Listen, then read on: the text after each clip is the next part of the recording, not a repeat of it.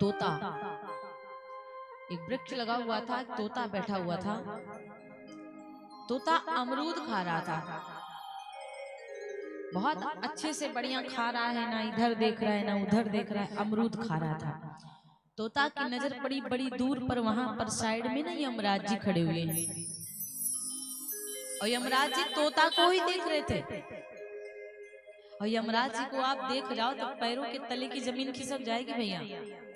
अब तोता ने जैसे देखा यमराज मुझे देख रहे हैं, यमराज तोता का अमरूद खाना बंद, बिल्कुल चोंच बंद हो गई, चुपचाप। तोता बहुत घबराया, अब तो पता नहीं कितने दिन के मेहमान हैं हम। अब फिर तोता देखता है तो यमराज जी देख करके हंसने लगे। अब तो तोता और घबरा गया। अब चिंता में तोता बैठा हुआ था, तोता कुछ भी नहीं खा रहा था। तब तक भगवान विष्णु जी के गरुड़ वाहन आ गए, गरुड़ जी महाराज। गरुड़ जी महाराज ने देखा, उन्होंने पूछा कि बताओ क्या बात है, आप इस तरह से बड़े चिंतित लग रहे हो, कुछ खाओ पियो मस्ती करो मौज करो, आप चिंता में बैठे हो। तोता ने कहा चिंता वाली बात ही है, हमको यमराज जी देख रहे थे, अभी हमको लग रहा है हम जाने वाले हैं, पता नहीं कितने दिन के मेहमान। और तो और हंस भी रहे थे यमराज जी हमको देख करके। गरुड़ महाराज बोले काहे को चिंता करते हो, अरे तुमको ऐसी जगह छोड़ करके आऊंगा ना, यमराज क्या, यमराज की परछाइयों नहीं जा पाएगी वहां पर, मौत नहीं जा सकती वहां पर। तोता बहुत खुश हो गया, बोला महाराज जी आप चलिए हमको वहीं पर छोड़ आइए जहां पर मौत का परछाई भी नहीं जाती है। गरुड़ देवता जी बोले आओ मेरी पीठ पर बैठ जाओ। गरुड़ जी महाराज बोले आओ मेरी पीठ पर बैठो। तोता आया, पीठ पर बैठा और ऐसे गरुड़ जी एक रफ्तार में उड़े, तुरंत जाकर के 7 समुद्र पार पहुंचे। 7 समुद्र पार जाकर पहुंचे, वहां पर एक बहुत सुंदर गुफा थी, उस गुफा के भीतर एक बिल्ली भी रहती थी। तोता को चुपचाप वहीं पर बिठा के आए और जब तोता को वहीं बिठाए और बोले कि तुमको कोई भी मार नहीं सकता, तुम्हारी मृत्यु नहीं आएगी, तुम यहीं पर रहना। तोता बड़ा प्रसन्न हो गया कि अब हम मरने वाले तो हैं। गरुड़ जी महाराज उड़े वहां से गुफा से, फिर जहां पर यमराज जी थे वहां पे आए। गरुड़ जी ने पूछा महाराज एक बात बताओ, आप तोता को क्यों देख रहे थे? यमराज जी ने कहा तोता को इसलिए देख रहा था क्योंकि तोता 2 दिन का मेहमान है। गरुड़ जी ने पूछा अच्छा, अपने मन में हंसने लगे कि देखते हैं कितने दिन का मेहमान है। गरुड़ जी बोले आप देख करके देख तो रहे ही थे, वो तो ठीक है, लेकिन आप तोता को देखकर हंस क्यों रहे थे? यमराज जी बोले मैं इसलिए हंस रहा था कि इतना बड़ा तोता छोटा सा, ये 7 समुद्र पार कैसे पहुंचेगा, क्योंकि इसकी मृत्यु 7 समुद्र पार ही लिखी हुई है। एक गुफा है और उस गुफा में बिल्ली रहती है, बिल्ली तोता को खाएगी, वो मर जाएगा। गरुड़ जी महाराज माथा पकड़ लिए है, भगवान हम उसको बचाने के लिए छोड़कर आए थे, हमें क्या पता था कि उसकी मौत वहीं पर बैठी हुई है। अब सोचो बेचारा यमराज जी इसलिए हंस रहे थे कि ये उड़कर कैसे जाएगा और मौत उसको उड़ाकर लेकर पहुंचा देगा। गरुड़ जी मतलब आपको कुछ पाने वाले, आप कुछ पाने वाले होंगे तो आप सोचिए कभी नहीं कि हम वहां पे कैसे पहुंचेंगे, हमारी लॉटरी कैसे लगेगी। अगर आपकी किस्मत है तो लॉटरी लग जाएगी, और आप चाहे कितना मौत से बचिए, अगर आपकी मृत्यु है तो आप चाहे कितना बचो, कहीं ना कहीं किसी न किसी बहाने से आप पहुंच ही जाओगे। और मौत आपकी नहीं है तो जानबूझकर आप अपने पैर पे कुल्हाड़े मार लो, तबो का होना चोट लगे। और मौत है तो चारपाई से नीचे भी गिरोगे, टाई टाई फिर सो जाओगे। मौत कहती है आऊंगी, और अगर मैं चाह ली कि आऊंगी तो आप रोक नहीं सकते, और यदि आप जबरदस्ती मौत को पकड़ना चाहोगे तो नहीं आऊंगी। जब मतलब सामने रहूंगी लेकिन दिखाई भी नहीं पड़ूंगी, ये मौत कहती है कि चंद सांसों का खेल है सारा, हर इंसान है पानी, हो हर इंसान है पानी। चंद सांसों का खेल है ये सारा, हर इंसान है पानी। कि चंद सांसों का खेल है सारा, हर इंसान है पानी। ओ हर इंसान है पानी। राज ये गहरा कोई न जाने, मौत किसे कब आनी। ओ मौत किसे कब आनी।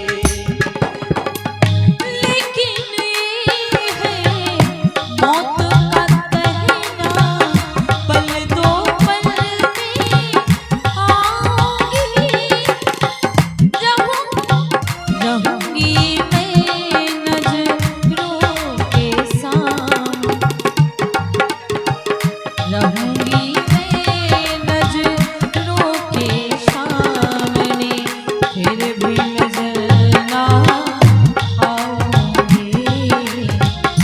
दूर नहीं जा सकती हूँ तुझसे, ऐसे कभी न आऊंगी। रहूंगी मैं नजरों के सामने, फिर भी नजर न आऊंगी। दूर नहीं जा सकती मैं तुझसे, पास कभी न आऊंगी। रहूंगी मैं नजरों के सामने, फिर भी नजर न आऊंगी।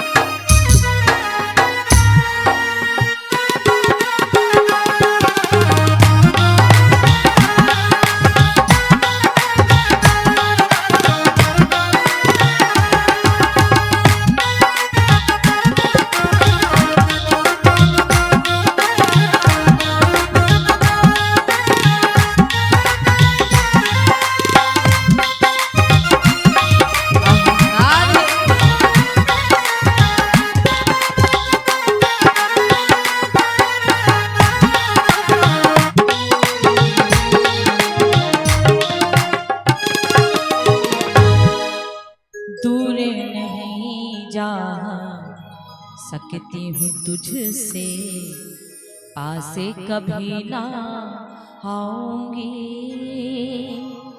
रहूंगी मैं नजरों के सामने, फिर भी नजर ना आऊंगी। दूर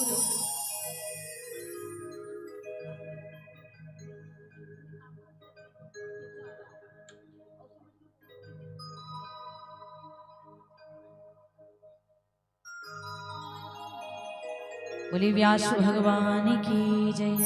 सवरिया सेठ की मौत कहती है पास में रहूंगी लेकिन कभी नजर नहीं आने वाली। इसलिए कलयुग में केवल ही एक ही आधार है, वो भगवान का भजन करो, भगवान का नाम लो।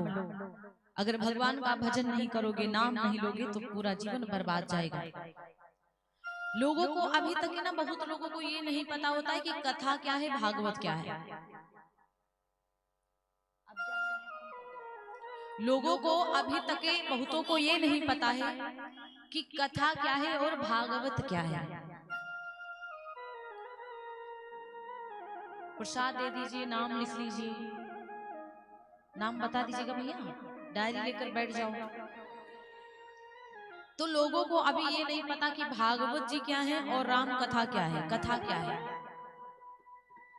भागवत जी होती है 7 दिन की सप्तदिवसीय श्रीमद् भागवत, और राम कथा होती है 9 दिन की 9 दिवसीय श्री राम कथा। 11 दिन की भी करवा सकते हो, 21 दिन की भी करवा सकते हो। अब लोग दक्षिणा के हिसाब से अपना 3 दिन का भी करवाते हैं, 5 दिन का भी करवाते हैं, 7 दिन का भी करवाते हैं। कथा हमारी दशा को और हमारी दिशा को सही करती है। कथा हमारी दशा और दिशा को सही करती है महाराज। कल आप लोगों को सुनाया था मैंने गोकर्ण और धुंधकारी की कथा कि धुंधकारी महाप्रेत बन गया लेकिन उसको मुक्ति नहीं मिल रही। और जब धुंधकारी महाप्रेत बना तो उसको श्रीमद् भागवत सुनाई गई। 7 दिन की कथा, 7 दिन की भागवत जी सुनाई गई। और 7 दिन में जब भागवत जी वो सुनता है, सुनता कैसे है? हरा बांस लाया गया 7 पोड़ का, 7 पोड़ का बांस लाया गया, सामने गड़वाया गया और जितने दिन पूर्ण होते गए एक हरे बांस की गांठ चिटकती गई और धुंधकारी मुक्ति पाता गया। धुंधकारी की मुक्ति होती गई। आजकल लोगों को ना डर नहीं लगता कि मैं कितना पाप कर रहा हूँ। लोग बिल्कुल भी पाप से नहीं घबराते और सपने में अगर गड्ढा में गिर जाए तो रात्रि में सोते सोते उचक जाते हैं, लेकिन सामने साक्षात जानबूझकर पाप करते उससे उचकते भी नहीं। तो महाराज कहा जाता है आजकल व्यक्ति ना बिल्कुल पाप करने से डरता नहीं है।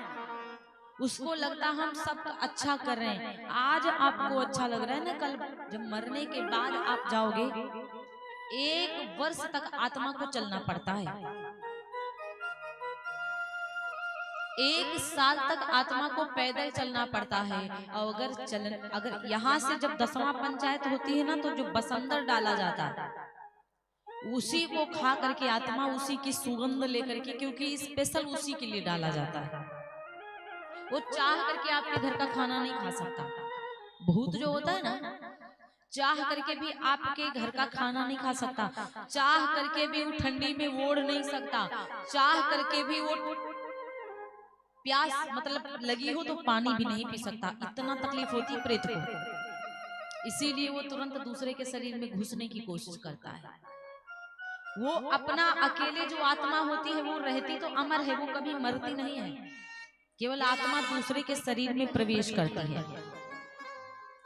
प्रेत का जीवन इतना कष्टदायी होता है ना, जो स्पेशल उसके लिए बसंदर डाला जाता है, उसके लिए आहुति, प्रेत के लिए, मरे हुए आदमी के लिए वही थोड़ा सा सुगंध लेता, वही खाता, उसी के दम पर वो साल भर चलता है, तब जाकर के वो मोहरे के पास पहुंचता है। आजकल जो लोग मांस मछली खाते हैं ना, उनको लगता है हम बहुत बढ़िया माँ टेस्ट ले रहे हैं, मार स्वाद आ रहा है। अरे महाराज यही बड़े बड़े बन करके तुमको उल्टा बाद में खाएंगे। इसलिए ये सब छोड़ दो, शाकाहारी बनो, ये ठीक है। बिना शाकाहारी बने कोई काम नहीं चलने वाला। भगवान ने इतना बढ़िया सब कुछ खाने पीने के लिए आपके लिए बनाया है, फिर काहे की चिंता करते हो? अरे जो आपको स्वाद लेना, मसाले खा लो, बढ़िया बढ़िया सब्जी मसाले आते, खूब डाल लो, स्वाद टेस्ट आ जाएगा। मैंने YouTube पर एक बार देखा, पता नहीं कहाँ की एक औरत थी, वो जिंदा मेंढक को खा गई। मैं नहीं कहीं मतलब जिंदा मेंढक को खा गई। सोचो राक्षस है, राक्षस वो जिंदा। अरे चलो बना करके खाते हैं तो कोई बात नहीं है, चलो वो तो खाते ही खाते, प्लस जिंदा मेंढक खा गए। अभी हम लोग बड़ी दूर कथा कहने के लिए गए थे। हमारे यहाँ जो कीड़ा नहीं होता, झींगा, इतना नहीं, वो मतलब शंख में जो निकलती है जोंक। अरे वो जोंक, इतनी सारी जोंक सड़क पे बेच रही थी, खा रहे हैं वो लोग। बताओ, आंखों से देखा, होश पैतड़े हो गए हम लोग के। तो इतना महाराज ऐसे ऐसे लोग हैं। सोचो आजकल हम लोग गैया मैया की रक्षा नहीं कर पाते। भैया हम लोग जिसके घर पे गौ पाली है ना, समझ लो 33 करोड़ देवी देवता उसके घर में रहते हैं। गैया माता के शरीर में 33 करोड़ देवी देवता रहते हैं। हम लोग साधारण गैया जिसको समझते हैं, गाय के गोबर से घर का लेपन करना, देवताओं का आगमन होना, देवता घर आते हैं। देखिए ना, आजकल ना सब भैंस का दूध पीते हैं और भैंस का दूध पी पी करके खूब भैंसी होते जा रहे हैं। मतलब मैं किसी की बुराई नहीं कर रही हूँ भैया, वास्तव में सही बात है, मोटापा की बात नहीं कर रही हूँ। भैंस का दूध मतलब बहुत ज्यादा मंद होता है, आलस होता है उसमें, भैंस का जो बच्चा होता है ना, वो देखो चल नहीं पाता है, जल्दी लुढ़कता ही रहता है, घंटों लुढ़कता रहता है, वो चल नहीं पाता। और गैया का बछड़ा देखो तुरंत इतना फुर्तीला, इतनी चौकड़ी भरता है, इतनी जोर चलता है, मतलब दूध गैया का बड़ा फुर्तीला होता है। रास्ते में गैया जा रही हो तो एक बार हार्न बजा दो, तुरंत साइड में हो जाती। और भैंस के बच्चे जा रहे हो, चाहे कितना पीप पीप पीप करो, वो हटते ही नहीं है, बहरे होते हैं। इसलिए महाराज भैंस का दूध बड़ा मंद होता है, लेकिन आजकल ज्यादातर भैंसिए वाला दूध चल रहा है, और वही सबको पसंद है महाराज। गैया का ना घी पसंद है, ना गैया का दूध पसंद है, सब भैंसे वाला दूध पी रहे हैं। तो हम लोगों का खान पीन भी ठीक ठाक नहीं है, क्या करें हम लोग। देखिए श्रीमद् भागवत जी, हर कथा इसमें आती है। समझो तो हमारा भागवत जी सुनकर हमको मुक्ति मिलती है भैया, और राम कथा सुन करके हमको जीना कैसे है वो सीखना रहता है। कृष्ण जी जो करके गए हैं वो आपको करना नहीं है। कन्हैया ने चीर की चोरी किया था, कपड़ों की चोरी किया था, क्यों? क्योंकि स्त्रियां नग्न अवस्था में, गोपियां नग्न अवस्था में जल में स्नान कर रही थी, इसलिए चोरी किया। तो उसका नाम पड़ा श्रीमद् भागवत।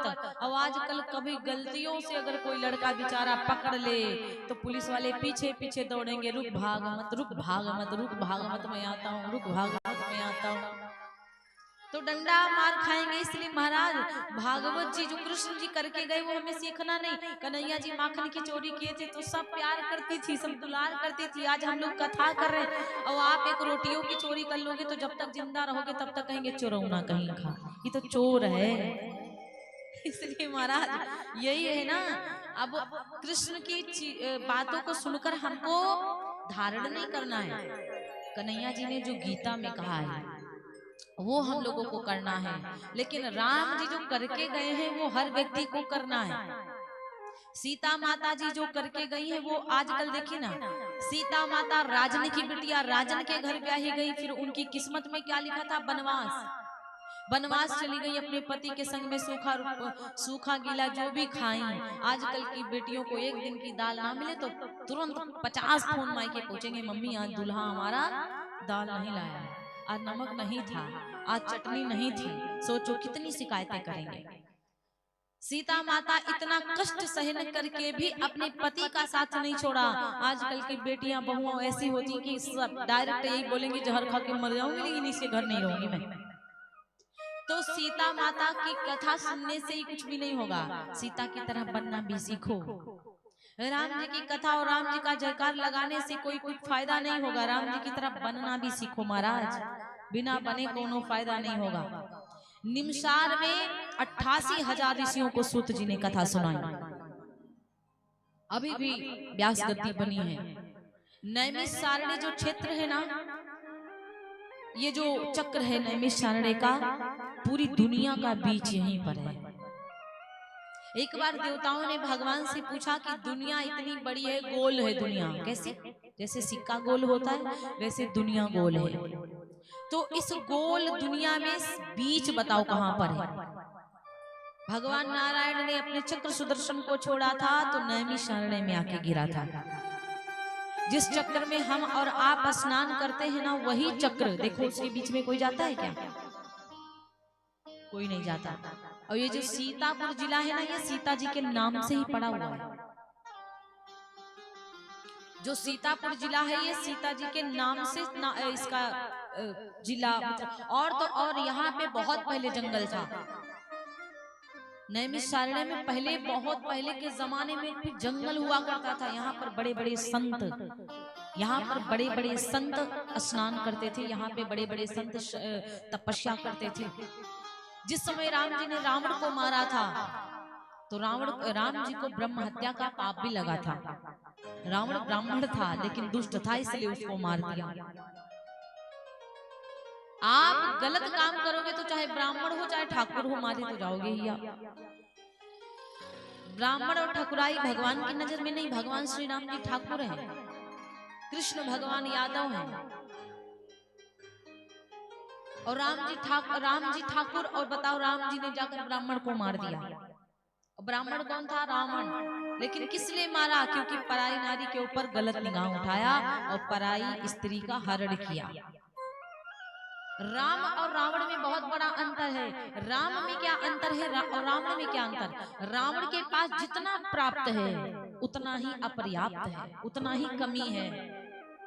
रावण के जीवन में जितना प्राप्त है उतना ही उसको कमी कम लग रही, उसके जीवन में संतोष नहीं, असंतोषी था रावण।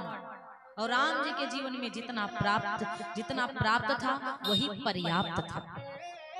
तो जीवन में एक चीज याद रखना, जितना आपके पास है आपके लिए उतना ही ठीक है। जितना आपके पास है आपके लिए उतना ही ठीक है। असंतोष ना करो जीवन में। आजकल व्यक्ति के दिल में संतोष नहीं है। 5 रुपए आएंगे तो उसके मन में और लालच बढ़ता है कि कहीं ना कहीं से 10 आए। कमाई से आप 50 कर लो कोई दिक्कत नहीं है, लेकिन 10 के लिए किसी की जान ना लो। मेहनत करो, खूब कमाओ। कमाने के लिए हम लोग मना नहीं करते हैं। हम लोग भी, भगवान की कृपा है, हम लोगों के पास भी दक्षिणा इन्हीं की कृपा से आता है, इन्हीं की कृपा से लोगों के पास जाता है। कि हम लोगों के अकाउंट में भरा थोड़ी ना रहता है, आता है और जाता है। कहीं उधर कोई मांग रहा है कि 10,000 दे दो मेरी बेटी की शादी, कोई उधर मांग रहा है कि दीदी जी हमको दे दो हमारी दुल्हन बीमार, कोई उधर। तो फिर नहीं देंगे तो पाप लगेगा। देते ही, ऐसा नहीं कि देते नहीं, सब जानते हैं कि दीदी जी के पास दक्षिणा आता होगा तो मांगते हैं लोग, तो देना पड़ता है। अब आजकल लोग यहाँ 5 रुपया उधार नहीं देते हैं महाराज। उधार की बात छोड़ो, पूरा पूरा इतना रुपया दे देते हैं कि मांगते नहीं है दोबारा किसी की, भैया हमको वापस कर दो, जब मर्जी हो करो ना करो कोई दिक्कत नहीं, ले जाओ। ये झूठ बात नहीं कह रहे हैं, वास्तविक सत्य बात कह रहे हैं महाराज। और यही जीवन में होना चाहिए। कोई भूखा मर रहा उसको भोजन पवा दो तो पुण्य मिल जाएगा। और कोई बढ़िया ठाठ बाट से चल रहा है, खा रहा है, फिर उसके लिए काजू कतली मंगा कर धरो, कोनो पुण्य नहीं है। गरीब की बिटिया का विवाह हो रहा है, उसके विवाह में जाओ 5100 दान करो, वो तो पुण्य की बात है। और जो अमीर ठाठ बाट से चल रहा है उसके यहाँ जाके 11,000 दान कर रहे हो, क्या पुण्य? वो तो आकर के तुम्हारे यहाँ 12,000 कर देगा, बराबर हिस्सा, बात खत्म।